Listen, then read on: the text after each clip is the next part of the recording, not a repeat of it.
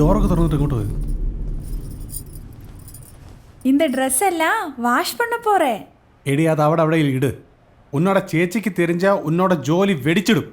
அக்கா எங்க இல்லே, அந்த ஃபிளாட்டி போயிருக்கா. அந்த ஃபிளாட்டா? எந்த ஃபிளாட்? காலையில வந்தா இல்ல அலெக்ஸ் சார், அவரோட ஃபிளாட்ல.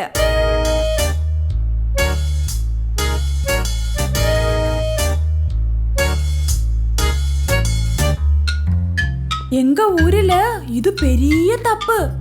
சிங்கிளா ஒரு ஆம்பளை உள்ள இடத்துல ஒண்ணு போக மாட்டேன். ஆனா அந்த வழுக்காந்தாடி ரொம்ப நல்லா பேசுறா. அவங்க பேச்சு எல்லாருக்கும் பிடிக்கும். அந்த ஆளுக்கும் அக்காவுக்கும் ஏதாவது கனெக்ஷன் இருந்தா இந்த கோவம் தான் எனக்கு பிடிக்கும். ഒന്ന് പോയി തരൂ പ്ലീസ്. இவ்ளோ கோவமா?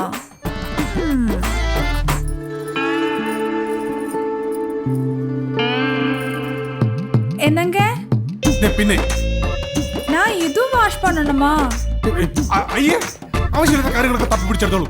அவசியம் இல்லையா? ഇതൊന്നും போட மாட்டேயா?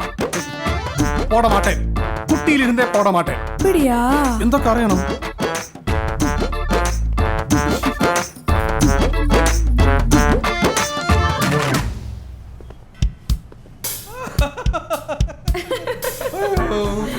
ഒരു കാര്യം പറഞ്ഞ് തെറ്റിദ്ധരിക്കും. കുപ്പിവെള്ള ചിരിക്കണ പോലെ സാറയുടെ ചിരി. പിന്നല്ലാതെ അത് കേൾക്കുമ്പോ പണ്ട് ലുക്കീമിയ വന്ന് ചത്തുപോയ എന്റെ കാമുകി ബിയാട്രീസിന് ഓർമ്മ വരും. അവൾക്ക് വേണ്ടി ഞാൻ എന്നും പാടുമായിരുന്നു. ഞാനൊന്ന് പാടട്ടെ? അത് വേണം സാറാ, അത് വേണം. കുപ്പിവെള്ള ചിരിക്കണ പോലെ തത്തി തത്തി കളിക്കണ என்ன பண்ணிட்டு இருக்கீங்க? ഒരു എലി ഇതുവഴി പോയി. നമ്മുടെ വീട്ടിനകത്ത് ஓ அப்படியா? சரி, நான் ஷாப்பில் போயிட்டு வரேன்.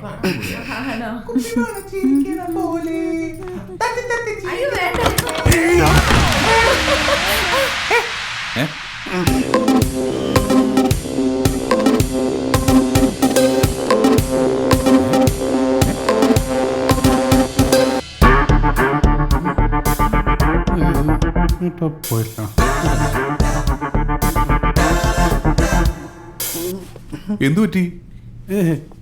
ഒരു എലി ഇതുവഴി പോയി.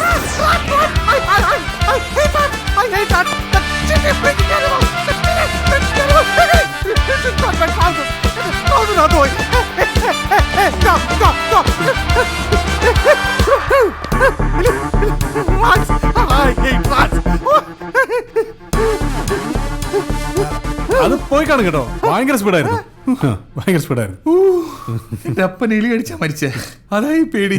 ഏതായാലും ആദ്യമായിട്ട് വന്നല്ലേ, എന്റെ ഫ്ലാറ്റിലേക്ക് സ്വാഗതം. ലോകത്തിൽ ഇതിനു മുമ്പോ ഇതിനു ശേഷമോ ഇത്രയും വൃത്തികെട്ട ഹാൻഡ് ഷേക്ക് ആരും കൊടുത്തിട്ടുണ്ടാവില്ല.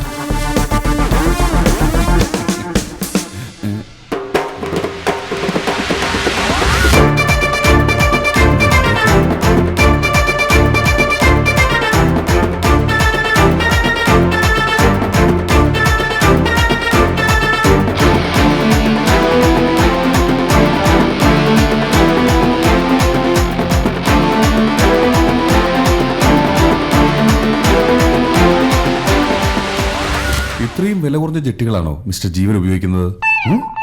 ഞാൻ ഉപയോഗിക്കുന്നത് മാർക്ക് ആൻഡ് സ്പെൻസറാ. അതിലും വലിയ സാധനങ്ങൾ എന്റെ കയ്യിലുണ്ട്. പിന്നെ ചില പ്രത്യേക സന്ദർഭങ്ങളിൽ ഷെയ്ക്ക് ഹാൻഡ് കൊടുക്കാൻ വേണ്ടി മാത്രം ഞാൻ ഇത്തരം വില കുറഞ്ഞ ജെട്ടികൾ ഉപയോഗിക്കാറുണ്ട്.